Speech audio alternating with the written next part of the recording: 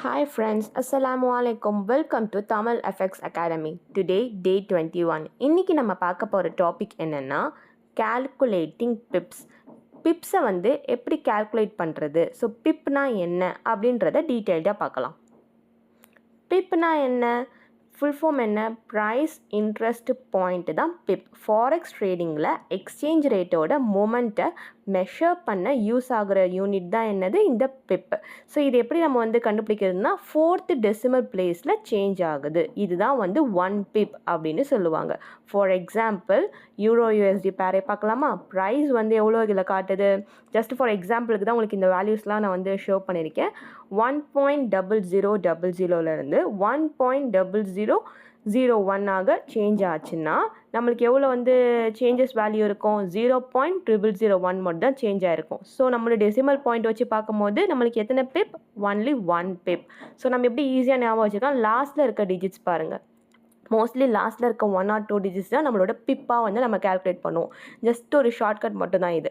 So இதுவே ஃபாரெக்ஸோட smallest price movement. For example பாருங்கள், ஒரு லாட்னா ஒரு pip, so $10 value. So 1 lot ட்ரேட்னா 1 lakh units. So 1 pip change ஆனால் $10 வேல்யூமே வந்து சேஞ்ச் ஆகும். ஸோ 70 பிப்ஸ்னால் அப்போ $70, 95 பிப்ஸ்னால் $95. ஓகேங்களா.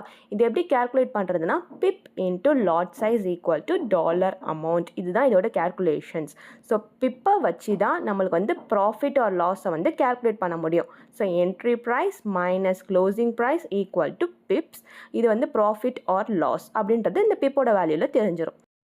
பிப் ஃபார்முலா. ஸோ பிப் ஃபார்முலா எப்படி கேல்குலேட் பண்ணுறதுன்னு ஒரு எக்ஸாம்பிள் பார்க்கலாமா. செல் ட்ரேட் ஃபார்முலா ஃபஸ்ட் என்னென்னா entry price minus closing price equal to pips profit.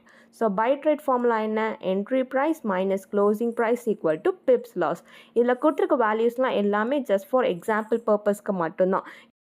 இப்போது செல் ட்ரேட் ஃபார்முலாவில் பாருங்கள், entry price minus closing price. அதாவது இங்கே வந்து என்ட்ரி ப்ரைஸ்க்கு ஒரு வேல்யூ இருக்குது, மைனஸ் க்ளோசிங் ப்ரைஸ்க்கு ஒரு வேல்யூ இருக்குது. ஸோ ரெண்டுத்தையும் மைனஸ் பண்ணும்போது நம்மளுக்கு ஒரு பிப் வேல்யூ கிடைக்குது. எவ்வளோ பிப் கிடைக்குது, இது ஜஸ்ட் எக்ஸாம்பிளுக்கு 70 பிப்ஸ் நம்மளுக்கு வந்து ப்ராஃபிட்டில் கிடைக்கிது.